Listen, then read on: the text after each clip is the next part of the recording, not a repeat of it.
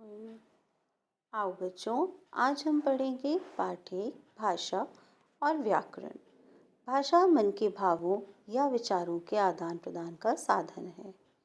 मुझे दे दो, नहीं माँ अब और नहीं खा सकूंगा। मुझे भी दे दो, नमन एक रोटी और ले लो बेटा।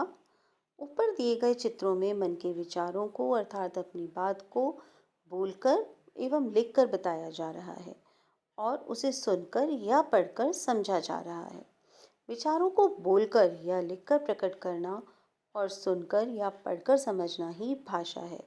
भाषा वह साधन है जिसके द्वारा हम बोलकर, सुनकर या लिखकर और पढ़कर अपने विचारों का आदान प्रदान करते हैं। कुछ लोग संकेतों या इशारों से भी अपनी बात कहने का प्रयास करते हैं, परंतु संकेतों या इशारों से मन के सारे विचार प्रकट नहीं हो सकते, इसलिए संकेतों को भाषा नहीं माना जाता है।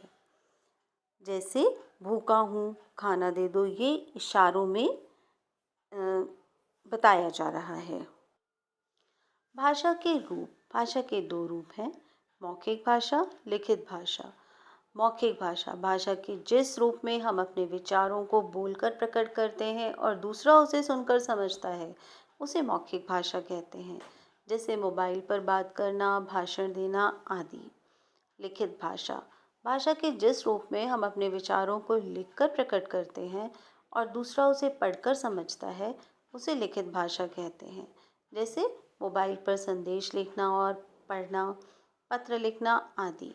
भाषा के रूपों के आधार पर इसके 4 कौशल हैं: बोलना, सुनना, लिखना, पढ़ना। संसार की अन्य भाषाएं, भारत में अनेक भाषाएं बोली जाती हैं, जैसे पंजाब में पंजाबी, गुजरात में गुजराती, असम में असमिया, आंध्र प्रदेश में तेलुगु, तमिलनाडु में तमिल, केरल में मलयालम, महाराष्ट्र में मराठी आदि। भारत सहित विश्व के विभिन्न देशों में अनेक भाषाएं बोली जाती हैं, जैसे जापान में जापानी, रूस में रूसी, इंग्लैंड में अंग्रेजी, चीन में चीनी, भारत में हिंदी। 14 सितंबर 1949 को हिंदी भाषा को संविधान में राजभाषा घोषित किया गया था। इसलिए प्रतिवर्ष 14 सितंबर को हिंदी दिवस मनाया जाता है। अंग्रेजी अंतर्राष्ट्रीय भाषा है। लिपि, मौखिक ध्वनि को लिखने के लिए निश्चित किए गए चिन्हों को लिपि कहा जाता है। कुछ भाषाएं और उनकी लिपियां इस प्रकार हैं।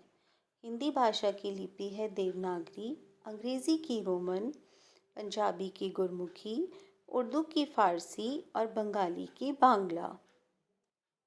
व्याकरण, नीचे लिखे वाक्यों को ध्यान से पढ़िए। घोड़ा घास खाती है, लड़का स्कूल जा रहे हैं। बच्चों, ऊपर दिए गए दोनों वाक्य गलत हैं। पहला वाक्य घोड़ा घास खाती है इसलिए गलत है क्योंकि घोड़ा पुल्लिंग है, अतः इसकी क्रिया भी पुल्लिंग होगी।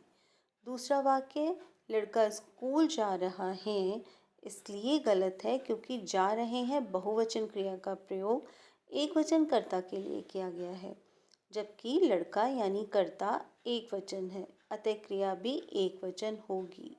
शुद्ध वाक्य होगा घोड़ा घास खा रहा है, लड़का स्कूल जा रहा है। दोनों वाक्य शुद्ध हैं या अशुद्ध, इसकी जानकारी हमें व्याकरण के ज्ञान से मिली। अतः हम कह सकते हैं कि भाषा को शुद्ध रूप में बोलने व लिखने के लिए व्याकरण का ज्ञान होना आवश्यक है। जिस नियम के आधार पर हमें भाषा के शुद्ध अथवा अशुद्ध होने का पता चलता है, उसे व्याकरण कहते हैं। व्याकरण हमें 3 बातें सिखाती है: शुद्ध बोलना, शुद्ध पढ़ना, शुद्ध लिखना। इस तरह बच्चों, हमने सीखा भाषा वह साधन है जिसके द्वारा हम दूसरों तक अपने विचारों को पहुंचा सकते हैं और उनके विचारों को जान सकते हैं। भाषा के 2 रूप होते हैं, मौखिक भाषा, लिखित भाषा। मौखिक ध्वनि को लिखने के लिए निश्चित किए गए चिन्हों को लिपि कहते हैं। हिंदी भाषा की लिपि को देवनागरी और अंग्रेजी भाषा की लिपि को रोमन लिपि कहते हैं। जिस नियम के आधार पर भाषा के शुद्ध अथवा अशुद्ध होने का पता चलता है, उसे व्याकरण कहते हैं। प्रतिवर्ष 14 सितंबर को हिंदी दिवस मनाया जाता है।